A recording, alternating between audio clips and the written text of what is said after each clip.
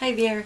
In this video I'm going to tell you what you can do with a nylon hammer that you cannot do. It will not work with metal hammers.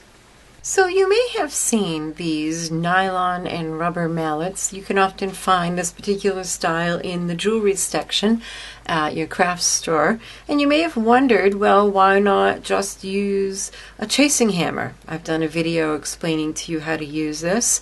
Or better yet, how about just your good old-fashioned household hammer? Well, there are a few things that the nylon hammer can do that neither of these metal hammers can do. The nylon hammer is great for when you want to hammer out something to put it all on the same plane. And here's an example. Here's a piece of copper sheet that's been drilled, and you can see that it's been stretched a little. It's not all nice and flat and on the same plane. Now, I could certainly hammer this with either of the other metal hammers, but what would happen is the metal hammer hammering the copper piece between a metal bench block is going to shape and distort and misform your copper rather than just flatten it all on the same plane. Whereas a nylon hammer, you could see, is flattening that out quite nicely. You could see that bump, that bubble is just about gone. And now I can make it all nice and flat on the same plane.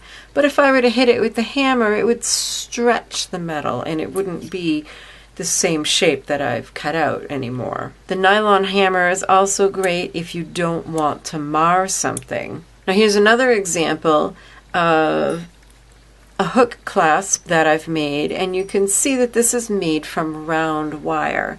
And let's say I want to keep it that way rather than flatten it like this one. This one's not only flattened, it has a hammered texture, a very different look. But say you could see this isn't quite even and level on the bench block. If I were to hit it with the chasing hammer, I would start flattening it out like this one rather than just making it all level. So the nylon hammer, you can see, isn't changing that round profile of the wire at all. It's just bringing it all into conformity with the level of the bench block. So when you're hammering sheet metal or wire, it's good to know which different tools will do what to your pieces, so you won't have any surprises in your creating.